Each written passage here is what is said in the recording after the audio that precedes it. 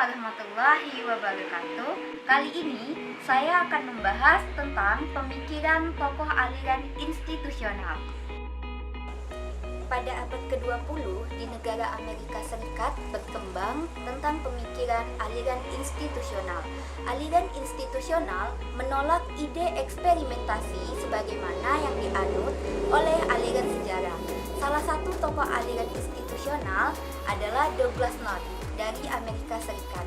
Ia merupakan orang yang jasanya sangat besar dalam memperbaharui riset sejarah ekonomi dan metode-metode kuantitatif.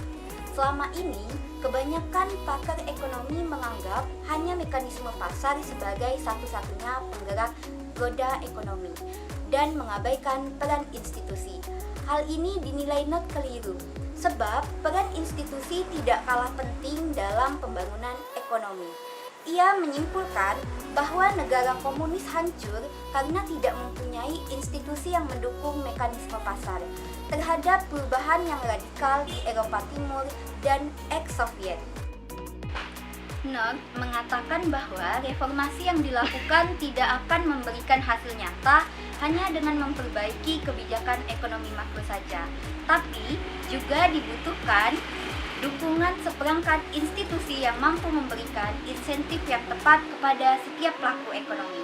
Contoh institusi yang mampu memberikan insentif tersebut adalah hukum paten dan hak cipta, hukum kontrak, dan adanya kepemilikan oleh pemilikan tanah. Apa yang dimaksud North dengan institusi sedikit berbeda dengan Veblen sebagai pendiri aliran institusional.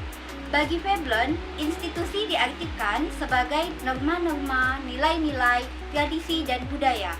Namun, bagi North, institusi adalah peraturan perundang-undangan berikut bersifat pemaksaan dari peraturan-peraturan tersebut serta norma-norma perilaku yang membentuk interaksi antara manusia secara berulang-ulang. North melihat institusi terutama pada konsekuensi institusi tersebut atas pilihan-pilihan yang dilakukan oleh anggota masyarakat. Contohnya, di Indonesia saat ini dalam menghadapi COVID-19 membuat tatanan atau normal baru bagi kelembagaan ekonomi. Saat ini yang diprioritaskan merupakan kelembagaan ekonomi yang sanggup menguatkan ekonomi dalam negeri. Kelembagaan ekonomi merujuk kepada tatanan aturan, kesepakatan, serta tata kerja. Dalam keadaan new normal, mesti ada pembaharuan dalam tata aturan dan tata kerja setiap subjek ekonomi. Sehingga secara kelembagaan yang harus dibenahi secara serius adalah sektor rumah tangga, perusahaan baik formal maupun informal, dan sektor keuangan. Para pelaku ekonomi saat ini dituntut untuk bisa menciptakan iklim ekonomi yang baru.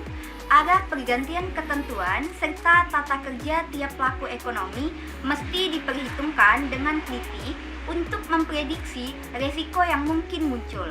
Kecermatan memandang peluang ekonomi ditopang oleh sistem kelembagaan ekonomi yang baik tentu hendak mempercepat proses pemulihan ekonomi.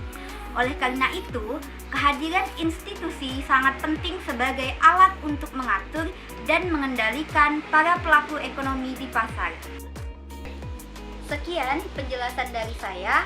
Wassalamualaikum warahmatullahi wabarakatuh.